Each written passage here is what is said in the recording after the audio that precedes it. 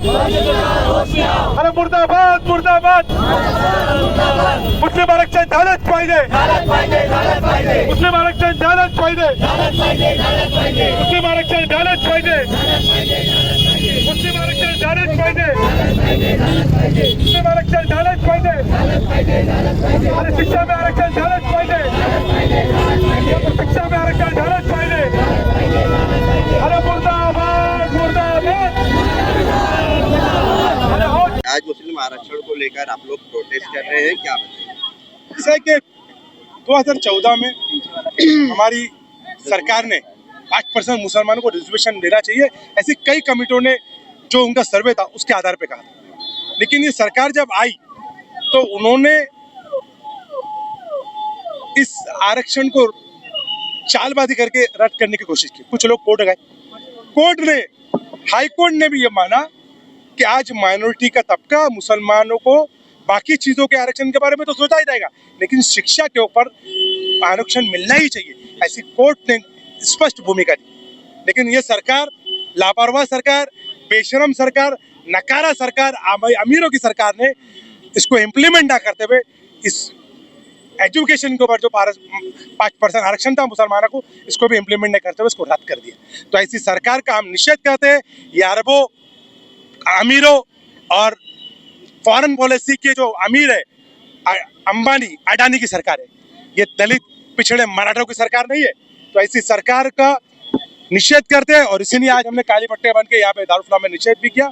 और हम इस मुद्दे पे लेके आने के बारे वक्त में सोच रहे कि हमारी पार्टी लेवल पे कोर्ट में भी जाए और हम विधानसभा और लोकसभा में भी इसका आंदोलन करें। पीछे हो जाओ, थोड़ा पीछे रहो तो अच्छा फ्रेम आएगा।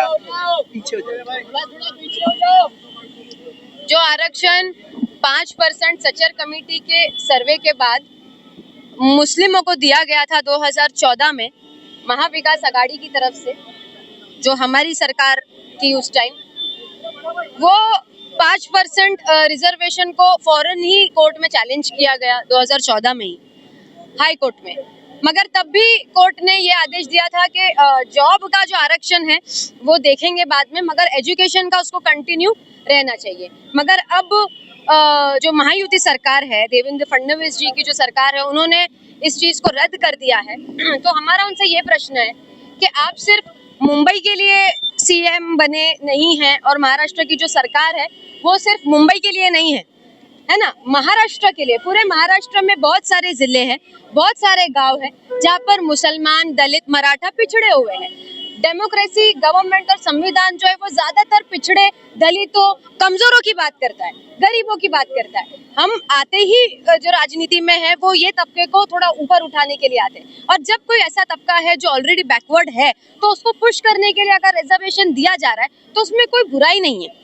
उसको गवर्नमेंट को भी, सरकार को भी पुश देना चाहिए, चाहे फिर वो मुसलमान हो, मराठा हो, सोशली बैकवर्ड हो, इकोनॉमिकली बैकवर्ड हो और दलित हो, उनको हमको पुश करने के लिए देना चाहिए। आप सिर्फ अमीरों के लिए नहीं नेता बने। महाराष्ट्र में सरकार जो आई है उसे बम्बई के, बॉम्बे के टॉप नॉच बिजनेसमैन के लिए नहीं आई है।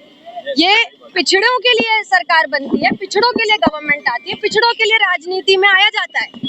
तो अगर आप उन्हीं की चीजों को रद्द करेंगे, उनके ही हकों को मारेंगे आप बार बार आकर के, स्कीमों को आप रिजेक्ट कर देंगे। इसके पहले इन्होंने स्कीम भी बंद की, आप लोगों को पता है। अगर आप स्कीमें बंद करा देंगे, आप रिजर्वेशन ले लेंगे, तो फिर आप क्या करने के लिए राजनीति में आए हैं? सिर्फ बड़े बड़े प्रोजेक्ट पास करवाने के लिए आपके बेस्ट फ्रेंड्स लोगों के? तो हमारा यही कहना है कि जो रिजर्वेशन रद्द किया गया है उसके ऊपर हमने आज उसको वापस से लाया जाए। हमने काली पट्टी बांध करके आज दारुल फलाह पे अपना निषेध जाहिर किया है और जरूरत पड़ी तो हम पार्टी लेवल पे इसका निषेध और जाहिर करेंगे।